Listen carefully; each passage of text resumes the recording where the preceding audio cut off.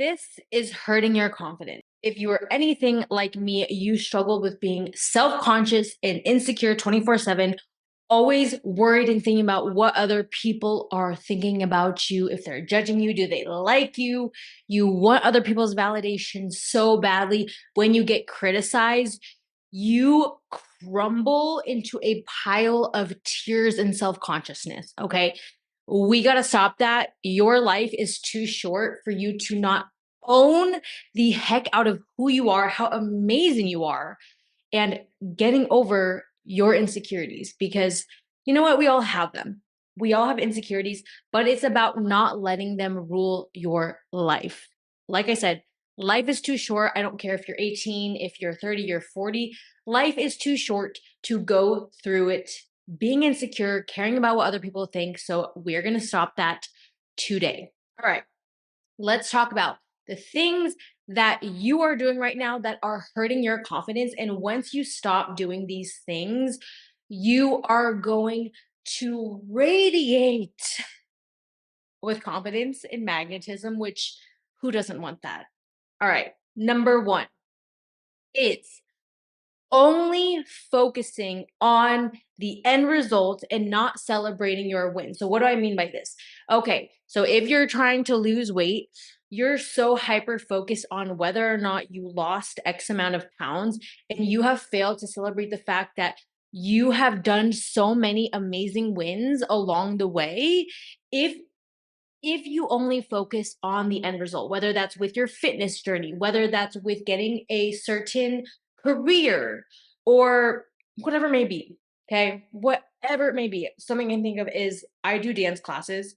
And if I'm just focused on having perfect, the perfect execution of the choreography rather than how much effort and focus and time and commitment I put into the classes, I'm going to feel like crap because there are so many classes where I don't perform well. And if I'm only focused on the end result and I'm expecting perfection and I am putting all of my self worth and confidence into whether or not I've achieved a certain goal or result instead of celebrating all the small wins that I've made along the way, that's going to hurt my confidence massively.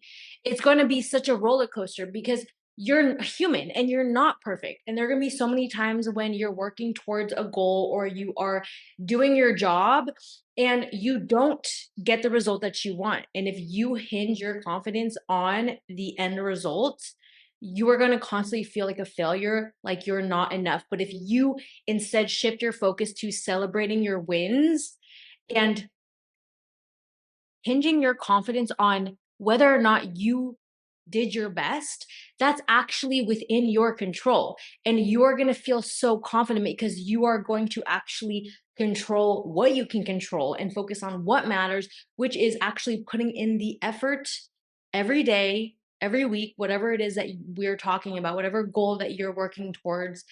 And you are going to feel so good about yourself because you're going to know that you did your best. But 99% of people are focused on the end result. And because of that, if the end result isn't exactly what they want it to be, their confidence is knocked down and they feel insecure and they feel badly about themselves, but they don't recognize all of the efforts that they made along the way. So that is number one. Number two is not changing what you don't like about yourself. Like, I know we have this huge self love movement, and I think it's great for things that you can't change. Like, let's say you're a certain race and you grew up in a predominantly white culture and you've always wanted to be white, and now you're learning how to accept and love your race. Okay, that's great because you can't change that. But things that you don't like about yourself, there's a lot that we can change. Like maybe you don't have the discipline that you want with your health, with your nutrition, with your fitness routine, with how you communicate with other people. Maybe you hate the fact that you avoid hard conversations. That's something that's within your control. And so when you notice things about yourself that you don't like these things about yourself, and you know there are things that you can change, you have to change them. You have to change them and be willing to put in the work and be frustrated with your own crap of complaining about the things you don't like about yourself, yet not doing what you need to do to change it. So if there are things that you don't like about yourself, I don't agree with, oh, just love it and accept it. No, we're here as humans to evolve, to grow, to be better, to adapt, to change. So when there are things about yourself that you don't like, you put in the effort and the time to figure out what you need to do to change it and take action and change it. The self respect and self love that you are going to have for yourself because you know that you put in the work every day to be the best version of yourself, that's going to build your confidence massively. And you have to remember that it's not about being perfect. There's always going to be things about ourselves that we're going to want to work on. It's not about achieving this end perfection goal, but it's about understanding you are putting in the effort every day and you're doing what it takes and you're doing the hard thing to change the things that you don't love or like about yourself. And that is so brave and courageous and disciplined and commendable.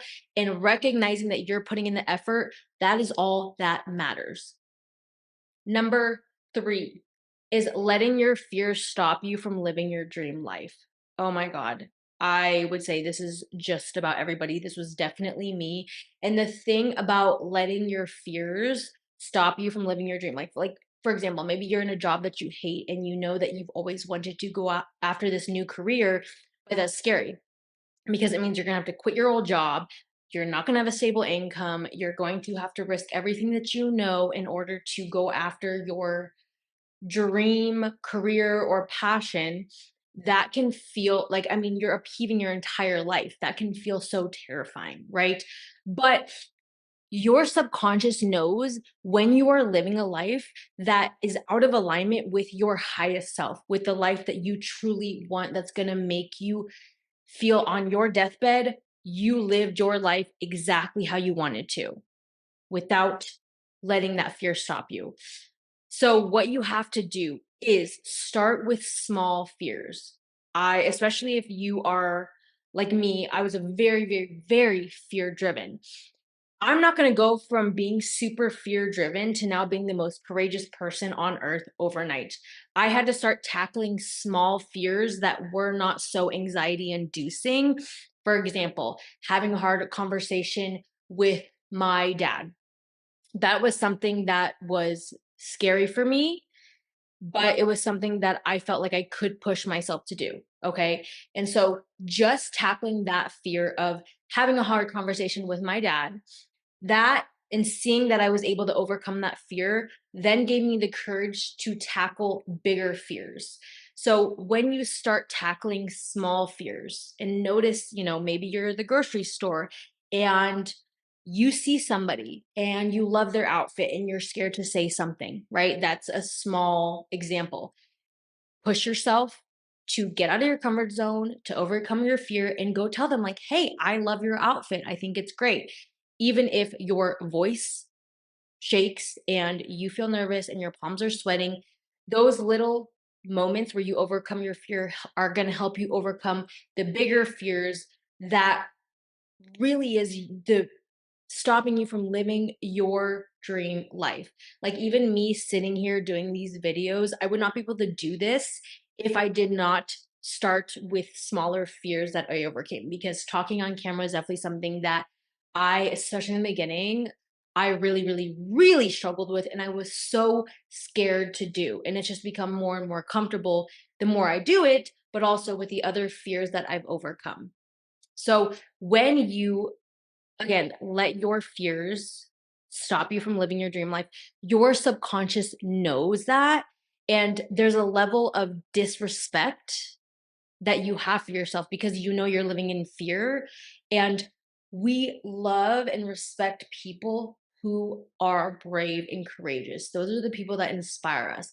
So if you want to be confident, you have to learn how to inspire yourself by doing things that scare you. Trust me, when you do things that you know terrify you, you have the hard conversation.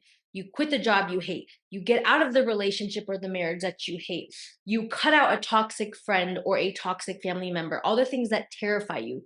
The level of self respect that you are going to build and have for yourself is going to make you such a confident person, because really confidence is about trusting that you can handle whatever comes your way, that you've got you.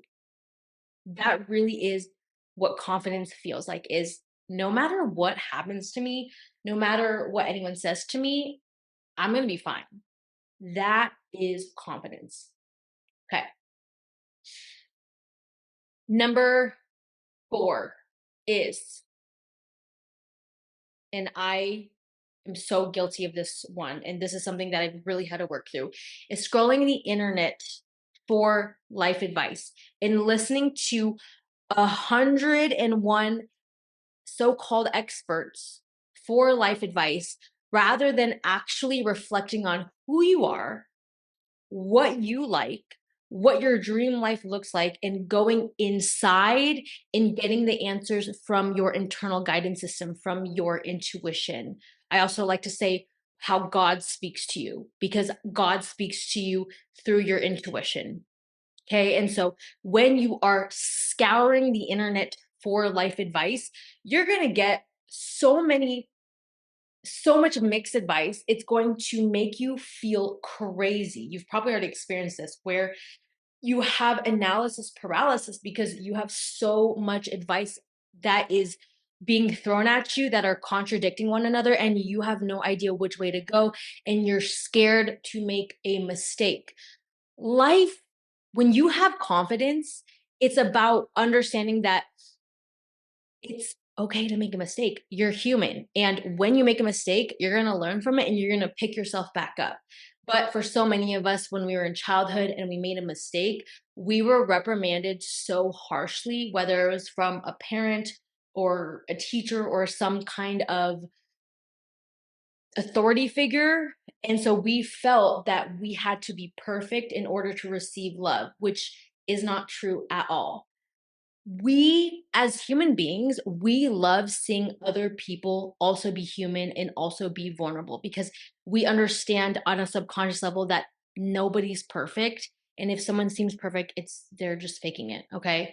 So we love people who are real and vulnerable. And so many people think they have to be perfect to receive love, which is not true at all. You're actually going to receive so much more love when you're willing to be vulnerable and when you own your humanness and your insecurities. Okay.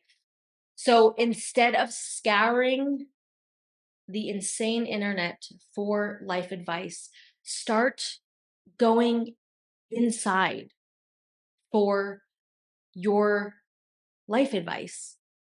When you need guidance, start asking God, the universe, your intuition. Start asking your internal guidance system. And the more that you learn how to listen to your internal guidance system, you're not going to give a rat's ass about what anyone else's opinion is, even if it's from a so-called expert, because nobody is God. No human being, no matter how much of an expert is God. Every human being is different. Everyone's life path is different. And the advice that's right for you is going to be different than the advice that is best for somebody else. You are your own unique person, and the best guidance system that you will ever have is going to be your own intuition. Your own intuition.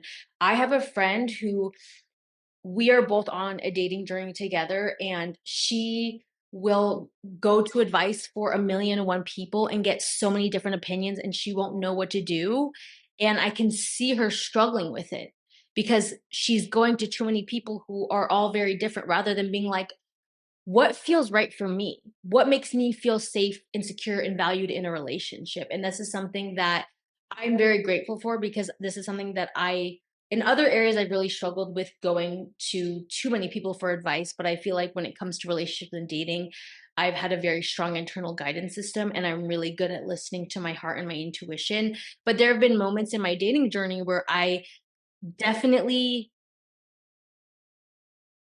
strayed away from that, and I started asking people for advice, and immediately I knew, oh, I should not have said something, because the advice they gave me did not resonate at all and really just put a sour taste in my mouth. And it was just confirmation.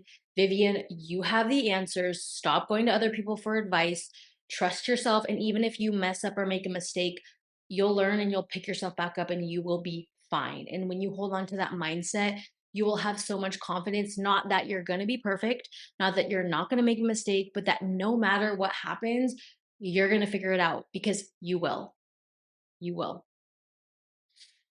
That was number 4. Okay. Number 5 is caring about other people's acceptance and validation of you. And a lot of times, like, this can be in subtle ways where, you know, you understand when you are craving somebody's validation and you want them to compliment you, but a lot of times, even just wanting to get along with other people, which seems harmless. But a lot of times, if you want to keep the peace and get along with other people, you may often abandon your authentic self in order to please them. Because, especially as women, we are very emotionally intuitive and we're emotionally intelligent. And so we often understand what other people need to hear from us, or who we need to be, or what we shouldn't say in order to keep the peace. But if that's causing you to betray your authentic self, that is going to damage your confidence massively, because you are telling yourself that you are not enough as you are. You are not safe to show up as you are, and that you have to be somebody different to to be okay in your life. And that is just not true. It's it is a scarcity mindset to think that you need to keep the peace in this relationship and betray yourself, when there are so many people on this planet who would love and accept the most authentic and real version of you. You never have to dim your light or quiet yourself in order to be liked or accepted. And when you crave other people's validation, and you crave their acceptance, when you get their disapproval, you are going to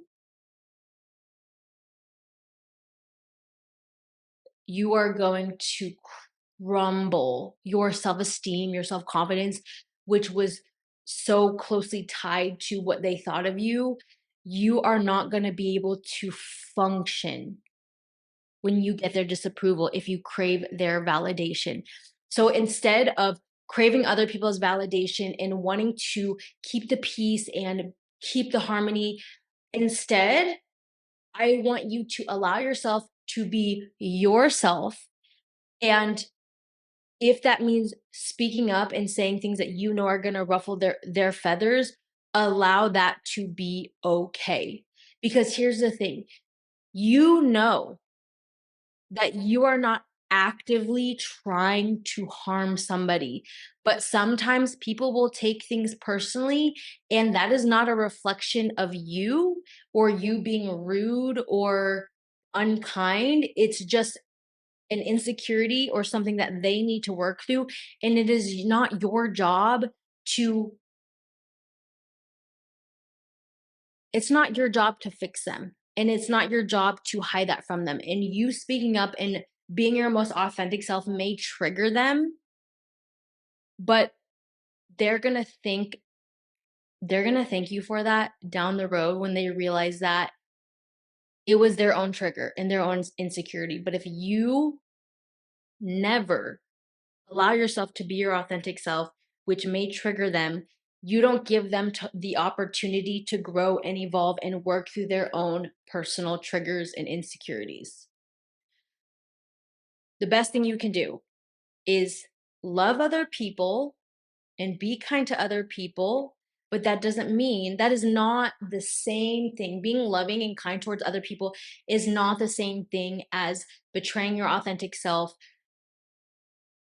not doing what you want to do because it goes against what somebody else wants you to do. I firmly believe that we need to all take responsibility for our own emotions. So if you need to take care of yourself and prioritize your own goals and go against what somebody else wants you to do, you allow them to handle their own emotions, and your only job is to handle yours. Do not take responsibility for their emotions. If they're triggered, cool. They need to figure that out. You just focus on you and handling your own emotions. And what that looks like is you trigger them, And that's going to make you feel anxious and make you overthink. Your only job is to manage your anxiety, your anxiousness, and your overthinking, and calm yourself down by telling yourself, hey, it is okay. I'm allowed to be my authentic self. I'm allowed to be rejected by this person. This person's allowed to be mad at me. If this relationship doesn't work out, that is okay. I was fine before this person. I will be fine after them. A lot of this is talking yourself down off the ledge and talking in a way that's soothing instead of being like, oh my God, like they're so mad at me. This is awful. This is horrible. I don't know how I'm going to deal with it. They're being crazy. You have to learn how to talk to yourself in a calm way that actually relaxes you and helps that overthinking part of you calm down, because that's really what your body's looking for, is it wants to be calm. And so what you usually do to be calm is betraying your authentic self and allowing yourself to people please and succumb to what other people want for you. That is your normal way of calming yourself down. But the new way that you're going to do is you're going to follow and be your most authentic self, trigger the other person, and when they're triggered and then you get triggered and you feel anxious, you're going to talk to yourself and go, it's okay, you're growing. This is going to get easier the more you do this. I'm so proud of you for speaking up. It's okay that they're mad at you. Okay. We're going to figure this out together. And you talk to yourself in a way that feels calm. That's going to help you work through those triggers while still allowing you to be your authentic self. Okay.